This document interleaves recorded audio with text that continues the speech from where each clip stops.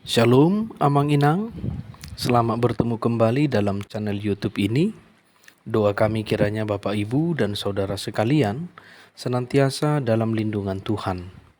Firman Tuhan yang menyapa kehidupan kita dalam ibadah pertangyangan ini yaitu epistel pada Minggu tanggal 21 Juni 2026, yaitu yang tertulis dalam Injil Matius pasal yang ke-6 dimulai dari ayatnya yang ke-25 hingga ayatnya ke-34. Tetapi sebelum kita mendengarkan firman-Nya, marilah kita berdoa. Ya Tuhan, sumber segala hikmat dan pengertian, kiranya Engkaulah yang menuntun kami dalam mendengarkan firman-Mu, sehingga hidup kami boleh berkenan di hadapan-Mu. Amin. Bapak, Ibu, Saudara-saudari sekalian, firman Tuhan yang menyapa kehidupan kita tertulis dalam Injil Matius pasal yang ke-6 dimulai dari ayatnya yang ke-25 hingga ayatnya yang ke-34. Saya akan bacakan untuk kita seluruhnya. Demikianlah firman Tuhan. Karena itu aku berkata kepadamu, janganlah khawatir akan hidupmu, akan apa yang hendak kamu makan atau minum, dan janganlah khawatir pula akan tubuhmu, akan apa yang hendak kamu pakai. Bukankah hidup itu lebih penting daripada makanan, dan tubuh itu lebih penting daripada pakaian? Pandanglah burung-burung di langit, yang tidak menabur dan tidak menuai, dan tidak mengumpulkan bekal dalam lumbung, namun diberi makan oleh Bapamu yang di sorga. Bukankah kamu jauh melebihi burung-burung itu? Siapakah di antara kamu yang karena khawatirnya dapat menambahkan sehasta saja pada jalan hidupnya? Dan mengapa kamu khawatir akan pakaian? Perhatikanlah bunga bakung di ladang yang tumbuh tanpa bekerja dan tanpa memintal. Namun aku berkata kepadamu, Salomo dalam segala kemegahannya pun tidak berpakaian seindah salah satu dari bunga itu. Jadi jika demikian Allah mendandani rumput di ladang yang hari ini ada dan besok dibuang ke dalam perapian, tidakkah Ia akan terlebih lagi mendandani kamu, hai orang yang kurang percaya? Sebab itu janganlah kamu khawatir dan berkata, apakah yang akan kami makan? Apakah yang akan kami minum? Apakah yang akan kami pakai? Semua itu dicari bangsa-bangsa yang tidak mengenal Allah. Akan tetapi Bapamu yang di sorga tahu bahwa kamu memerlukan semuanya itu. Tetapi carilah dahulu kerajaan Allah dan kebenarannya, maka semuanya itu akan ditambahkan kepadamu. Sebab itu, janganlah kamu khawatir akan hari esok, karena hari esok mempunyai kesusahannya sendiri. Kesusahan sehari cukuplah untuk sehari. Sampai di sana pembacaan firman Tuhan. Bapak, Ibu, Saudara-saudari yang dikasihi oleh Tuhan Yesus Kristus, jika kita boleh jujur, apa hal pertama yang sering melintas di pikiran kita saat bangun pagi atau saat duduk merenung di malam hari? Seringkali bukan pujian, melainkan daftar pertanyaan yang dipenuhi dengan rasa kecemasan. Dengan berkataan, bagaimana uang sekolah anak-anakku bulan ini? Bagaimana dengan kesehatan saya yang mulai menurun? Atau apakah usaha atau pekerjaan saya akan masih boleh bertahan? Itu semua adalah kekhawatiran yang ada dalam hidup kita, yaitu penyakit yang dialami oleh semua manusia tanpa memandang suku, status sosial, ataupun usia. Namun melalui firman Tuhan hari ini, Yesus memberikan obat yang juga bersifat universal, yaitu pemeliharaan Allah yang universal. Allah kita bukanlah Allah yang lokal atau yang terbatas. Dia adalah Allah pencipta semesta yang peduli akan setiap detail kehidupanmu. Oleh karena itu Bapak, Ibu, Saudara-saudari, apa yang akan kita terima dari penjabaran firman Tuhan hari ini? Yang pertama, Allah memelihara makhluk yang paling kecil dan singkat hidupnya. Pada bagian ini Yesus menggunakan metode yang sangat indah dalam mengajar, yaitu bukan dengan pengajaran akan perdebatan teologi yang rumit, tetapi mengajak kita untuk melihat sekeliling kita. Yesus berkata, Lihatlah burung-burung di langit dan bunga bakung di ladang. Burung tidak menabur, tidak menuai, dan tidak mengumpulkan bekal di lumbung. Perkataan ini merujuk pada sistem logistik manusia, mana manusia harus menanam padi, memanen, dan menyimpannya di lumbung.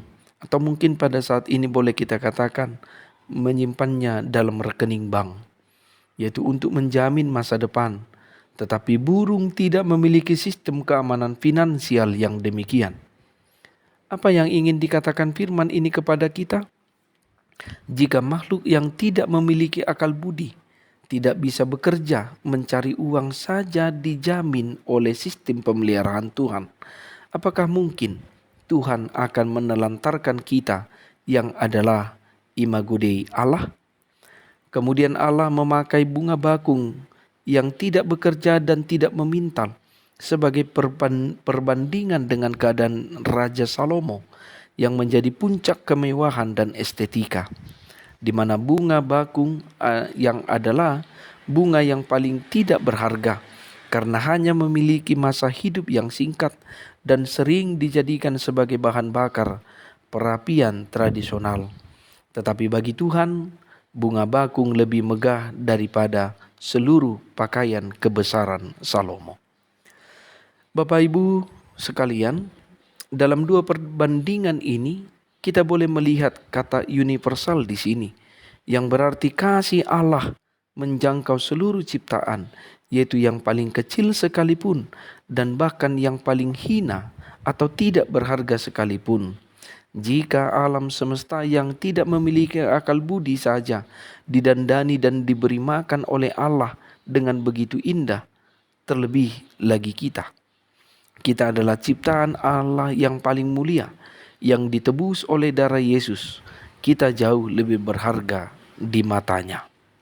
Yang kedua, kekhawatiran kita tidak mengubah apapun, tetapi Allah mengubah segalanya. Pada bagian ini, Tuhan Yesus menggunakan pendekatan realisme dan logika berpikir yang sangat mendalam. Pertanyaan logis Yesus, siapakah di antara kamu yang karena kekhawatirannya dapat menambahkan sehasta saja pada jalan hidupnya? Kata sehasta dalam bahasa Yunani disebut pekus, adalah menyatakan ukuran panjang sekitar 45 cm. Dalam konteks waktu, ini merujuk pada memperpanjang umur atau waktu hidup walau hanya sedetik. Di sini Yesus menyatakan sebuah kebenaran universal, bahwa kekhawatiran tidak memiliki kuasa menciptakan atau mengubah keadaan menjadi lebih baik.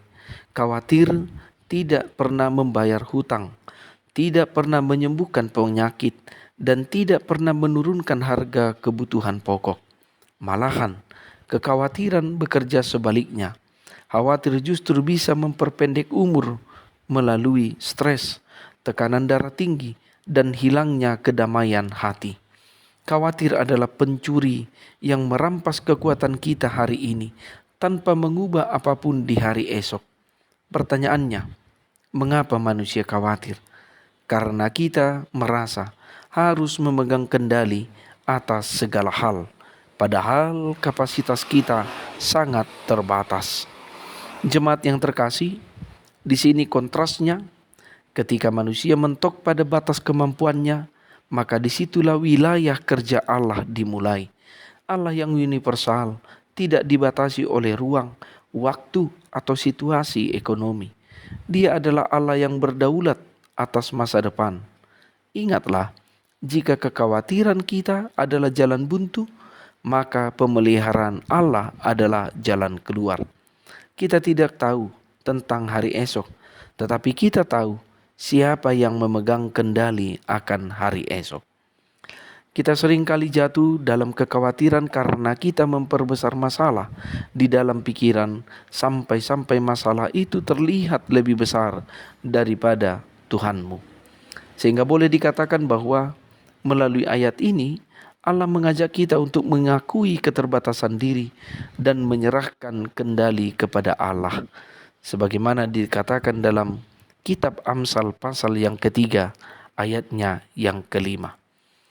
Ketika kita berhenti mengandalkan kekuatan sendiri yang sia-sia dan mulai berserah, saat itulah kita memberi ruang bagi kuasa Allah yang universal untuk bekerja, mengubah keadaan, membuka jalan yang tertutup, dan mengalirkan damai sejahtera yang melampaui segala akal. Yang ketiga, Bapak Ibu, Bapa Surgawi tahu dan menjamin kebutuhan kita. Yesus mengingatkan bahwa kecemasan yang berlebihan tentang apa yang akan kita makan, apa yang akan kita minum, apa yang akan kita pakai adalah ciri orang yang tidak mengenal Allah. Dalam ayat ke-30 disebut dengan orang yang kurang percaya, yang dalam bahasa aslinya merujuk pada iman yang kecil atau kerdil. Melalui perkataan itu Yesus membuka mata rohani setiap orang yang percaya bahwa akar dari kekhawatiran bukanlah karena uang kita kurang, melainkan karena iman kita kepada pemeliharaan Allah yang sedang menyusut. Maka ketika kita melihat alam, kita sedang melihat bukti otentik bahwa Allah adalah pencipta yang bertanggung jawab atas ciptaannya.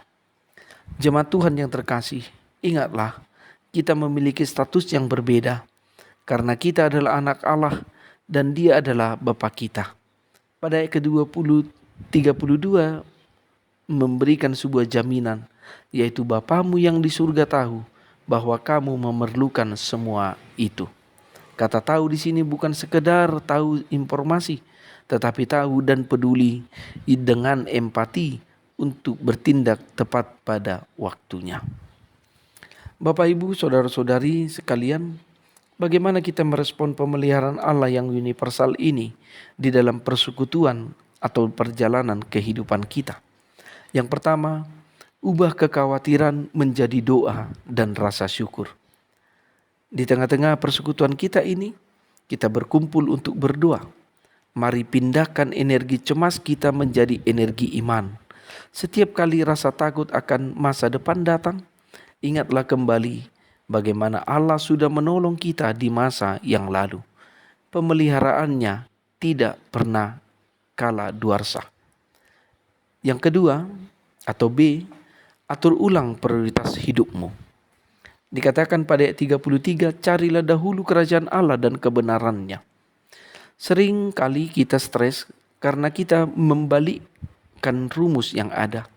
Kita mencari semuanya itu, yaitu materi dan keduniawian secara mati-matian, lalu menaruh Tuhan di nomor sekian. Tuhan berjanji jika kita memprioritaskan hidup yang benar di hadapannya, maka urusan berkat dan kecukupan hidup menjadi bonus atau garansi yang pasti ditambahkannya kepada kita. Yang ketiga atau C, hiduplah satu hari demi satu hari. Melalui ayat 34 dikatakan, kesusahan sehari cukuplah untuk sehari. Oleh karena itu jangan menjemput kesusahan hari esok untuk ditanggung hari ini. Jalani hari ini dengan setia, lakukan bagian kita dengan jujur dan bekerja keras, lalu biarkan Allah melakukan bagiannya yang maha ajaib.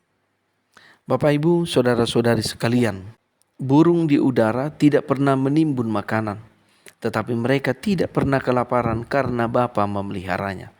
Bunga di ladang tidak pernah membeli pakaian, tetapi mereka mekar dengan indahnya karena Allah mendandaninya. Mari kita pulang dari pertangyangan kita malam ini dengan hati yang lapang dan damai. Letakkan semua beban berat kita di bawah kaki salib Yesus. Percayalah, Allah yang memelihara semesta alam dengan kuasanya yang universal adalah Allah yang sama yang sedang memeluk dan memelihara hidup saudara, keluarga saudara, dan masa depan kita seluruhnya. Amin. Kita berdoa. Ya Allah, Maha Pengasih, biarlah Engkau selalu menuntun kehidupan kami, sehingga kami boleh mengerjakan firman-Mu menjadi kemuliaan bagi nama-Mu saja. Dalam Kristus Yesus kami berdoa dan mengucap syukur. Amin. Horas, Shalom.